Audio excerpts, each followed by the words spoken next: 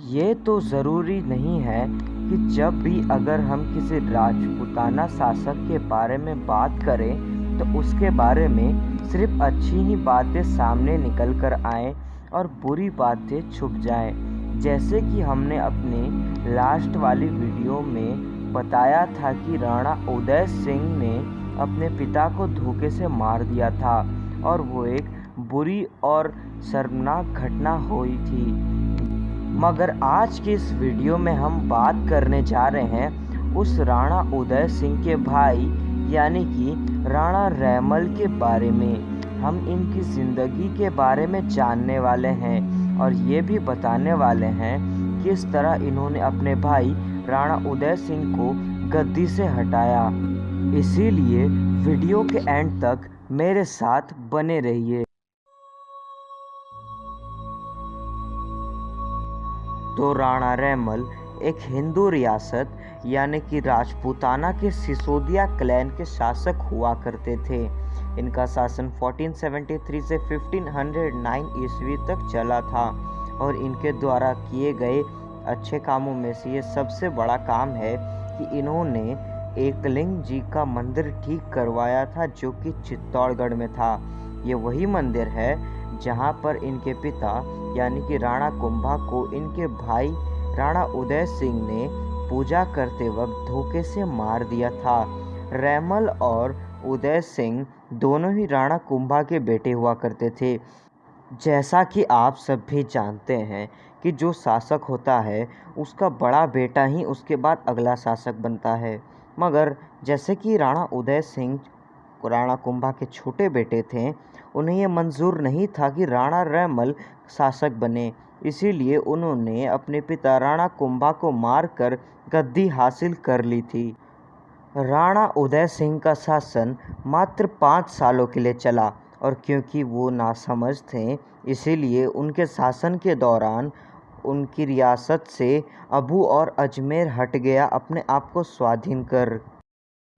क्योंकि राणा उदय सिंह के पास एक बड़ी सेना थी इसीलिए राणा रैमल को राणा उदय सिंह को हराने के लिए कई जंग लड़नी पड़ी, जिनमें से एक थी जावर की जंग, एक थी दरिमपुर की जंग और एक थी पानगढ़ की जंग। और उसके बाद उदय सिंह को हराकर राणा रैमल गद्दी पर बैठ गए थे। उसके बाद जब राणा रैमल से हार गए उदय सिंह तो वो वहाँ से भागकर दिल्ली के सुल्तान के पास चले गए कि वो उनकी मदद करे। मगर सुल्तान ने यानी कि सिकंदर लोदी ने ना तो उनकी मदद की बल्कि उनको मारने का सोचने लगे। उनकी मौत से बचने के लिए उदय सिंह ने अपनी बेटी का विवाह करवाने का सोच लिया सिकंदर लोदी से और सिकंदर लोदी को भी इस बात में कोई बुराई नहीं दिखी, इसलिए वो ये विवाह के लिए मान गए। मगर इससे पहले कि ये विवाह हो पाता राणा उदय सिंह की मौत हो गई। राणा रैमल की शुरुआती शासन के बाद उनके सामने मालवा के सुल्तान घियाथ शाह आकर खड़े हो गए उनकी रियासत चित्तौड़गढ़ हथियाने के लिए। घियाथ शाह ने ये प्लान बनाया कि एक तरफ से वो अपनी सेना लेकर हमला करेगा और दूसरी तरफ उनका सेनापति जफ़र खान उनकी सेना लेकर हमला करेगा। एक सेना को मांदड़गढ़ से मारकर भगा दिया गया और दूसरे को खैराबाद से। इन दोनों से निपटने के बाद राणा रैमल ने राठौड़ के साथ संधि करने के लिए उनकी बेटी श्रृंगार देवी से विवाह कर लिया जो कि राव जोधा की बेटी थी। इन दोनों के विवाह के वजह से राठौड़ और राणाओं के बीच का जो नरसंहार चल रहा था सालों से वो कुछ समय के लिए रुक गया और इसके बाद दिल्ली के सुल्तान सिकंदर लोदी ने राणा रैमल के ऊपर हमला करने का पूरा मन बना लिया और वो अपने साथ राणा रैमल के भाई राणा उदय सिंह के 2 बेटे सूरजमल और सहसमल को भी लेकर आ। राणा रैमल ने सिकंदर लोदी को बहुत बुरी तरह से मारकर भगा दिया।